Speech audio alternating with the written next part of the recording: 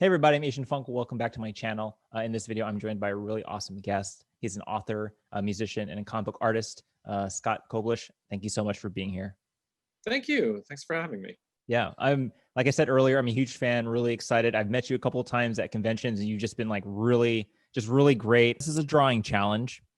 You know, I figured since you are very versed in drawing Deadpool, you could probably draw Deadpool with your eyes closed.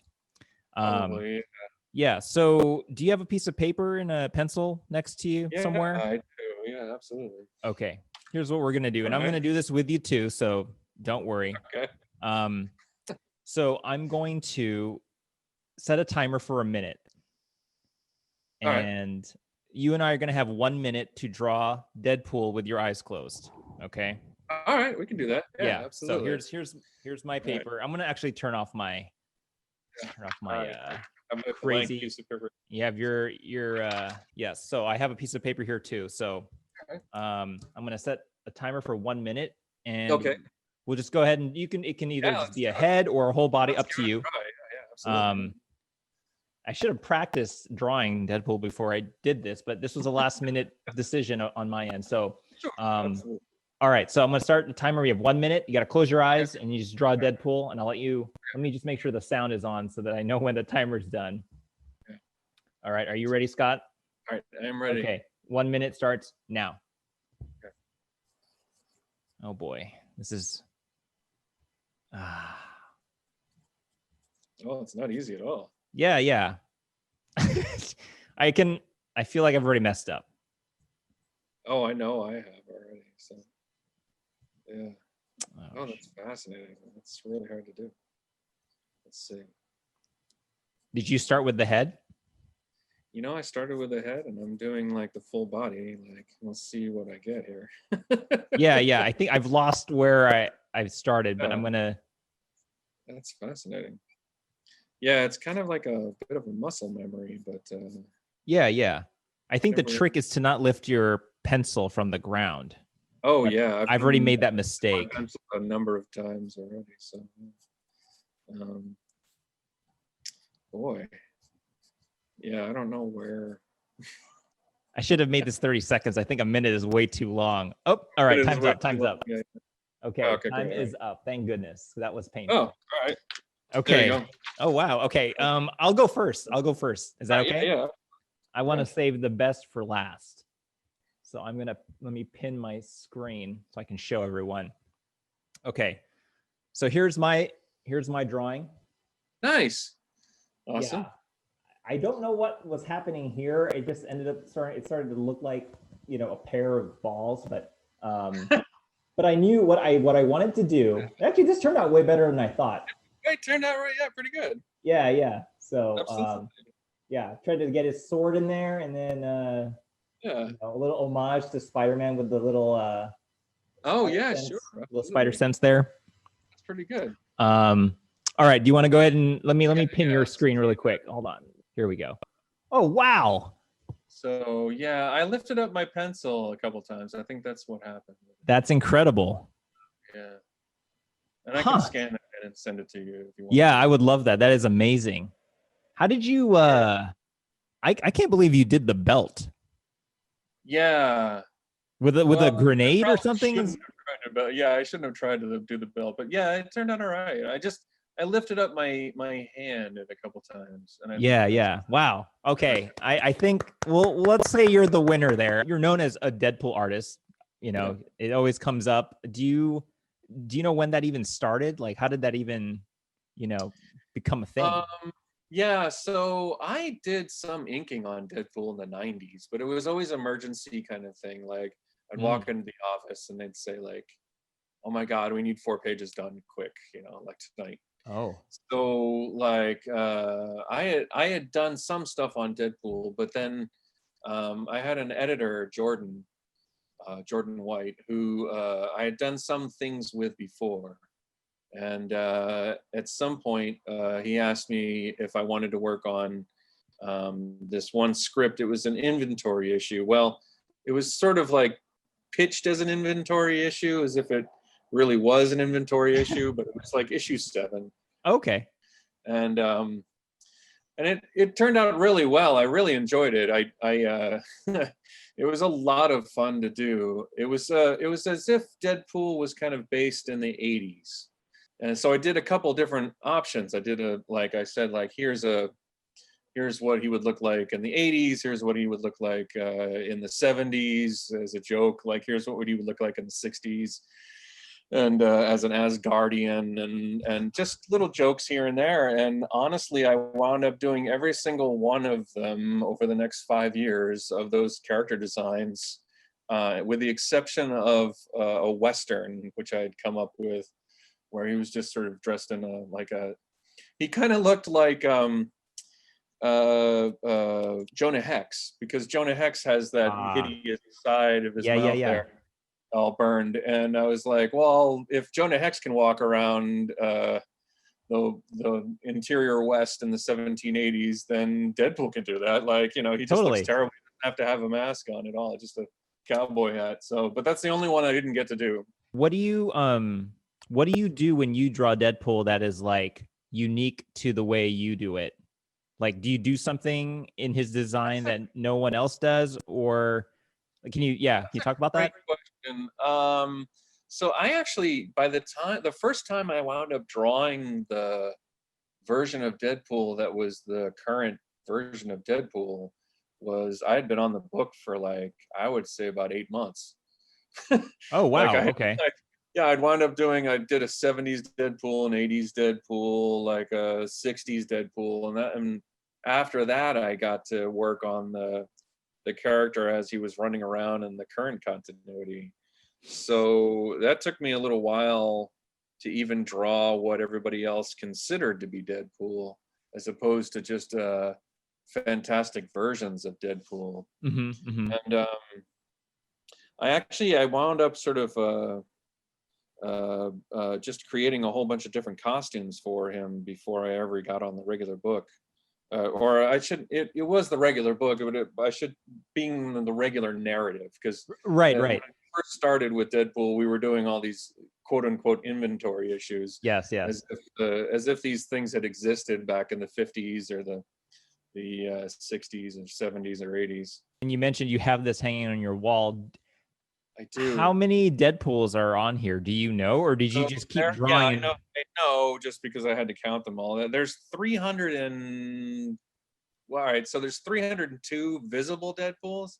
There's one that's invisible, because that's canon, that he was at one point invisible. So really 303. The reason there's 303 is I'd intended to do 300, and then that makes sense. When you're counting, I thought I had counted 289, and then I did another 11, but in the end, when I counted it again, it was 302. So somewhere along the line, I had missed a Deadpool or two in my first count, and then I not only did I count it, but I had the editorial department count it, and they said we could get rid of one or two here, anywhere, because some of them are just heads. Yeah.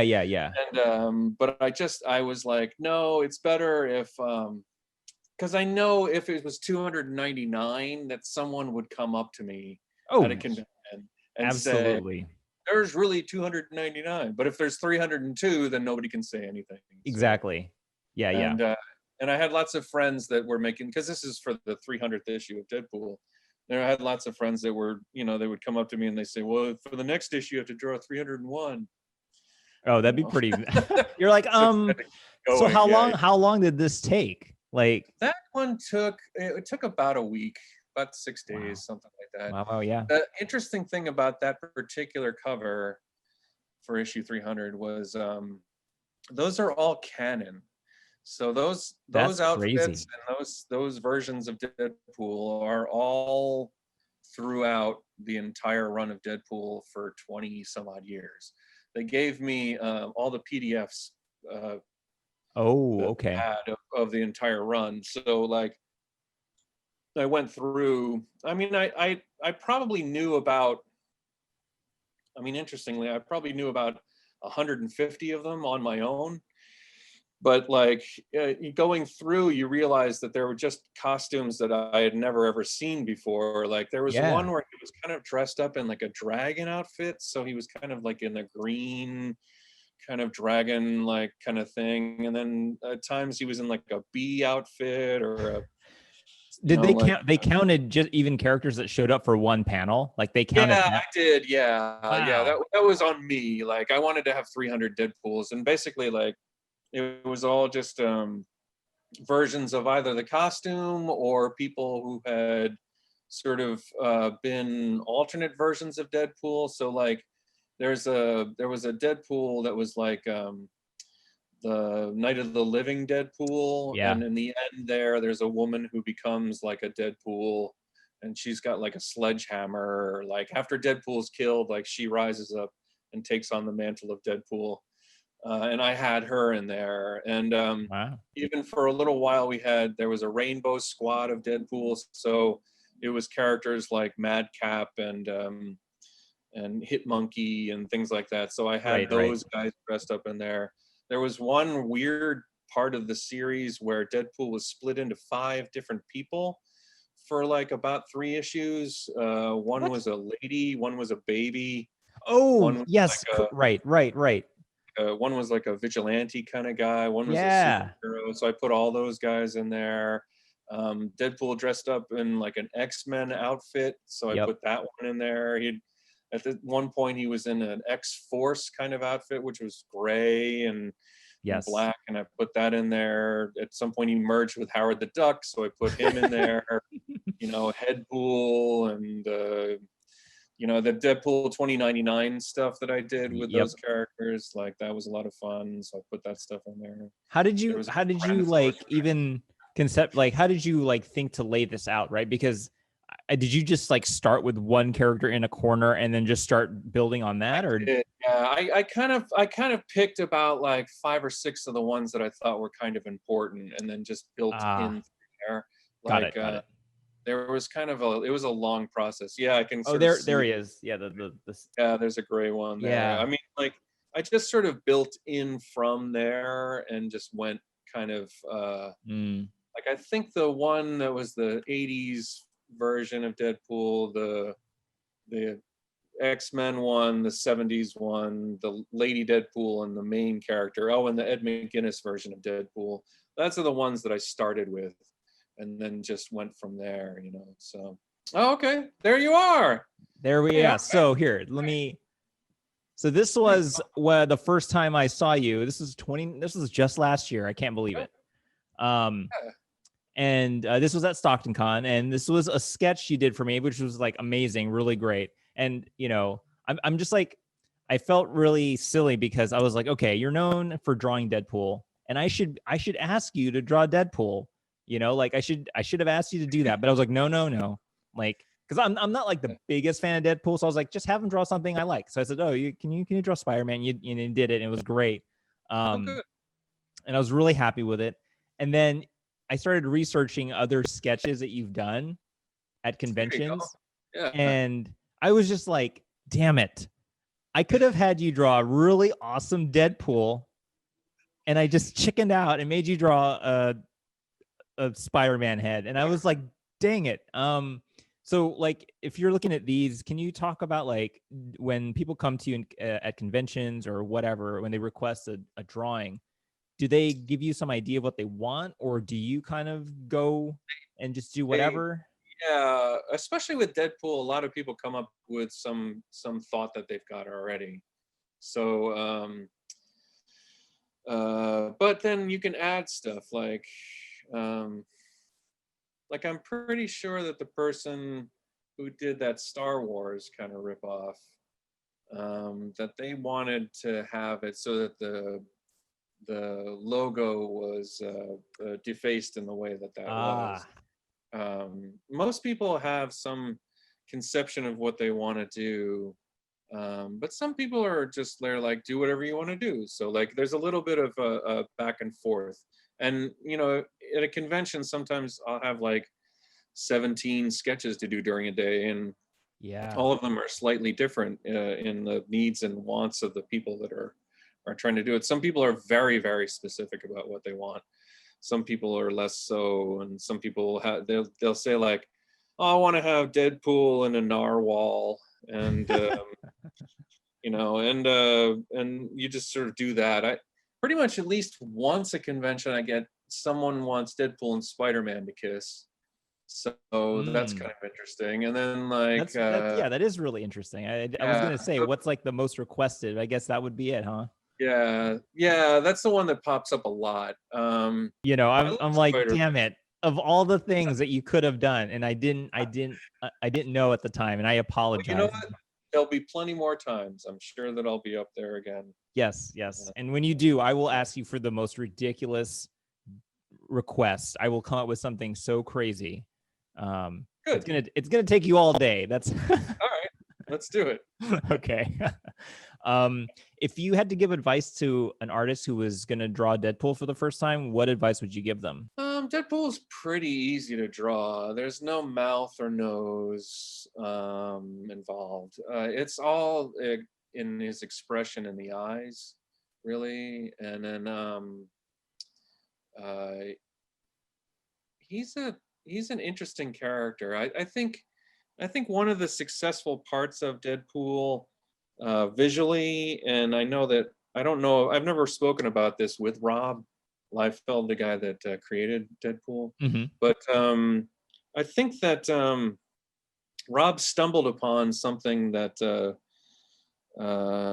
like a concept that I really like. It's incredibly stylized and simplified, and you, the reader or the person viewing it, can impart your own experience into it without there being any identifiable things on it that would take you out of consideration. And so this, I thought, was actually a really amazing concept that I didn't even know existed. This is kind of like the thing I like about comics, is there's so many comics that you're always discovering something new. But with these, you know, I've never seen these ever in the wild, like really secret variants. So we had I guess Deadpool, when I was on it, we had a second #1. Like, we went through about 45 issues, and then honestly that's about as much as Deadpool ever gets. Yeah, and right. Put him at #1. And again, my editor Jordan and his assistant Heather Antos, like the two of them were sort of talking back and forth about what to do as far as the launch for the new #1, and they had been given the green light to do, and this almost seems quaint now, but it was a horrific amount of covers, but they had gotten the go ahead to do 20 variant covers for the book, and they had a little bit of lead time on it, so they thought about it. They wanted to do an entire issue of those 20 pages, or those 20 covers. So like all 20 covers was like if you put them all together, it was a full issue's worth of content. Yeah.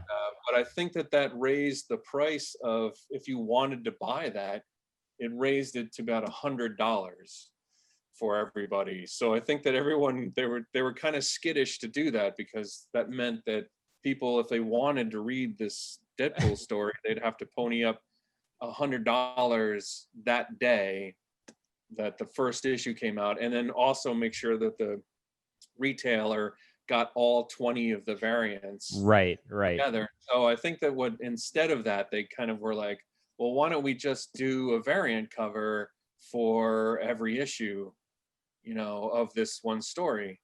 And it was so much fun to do.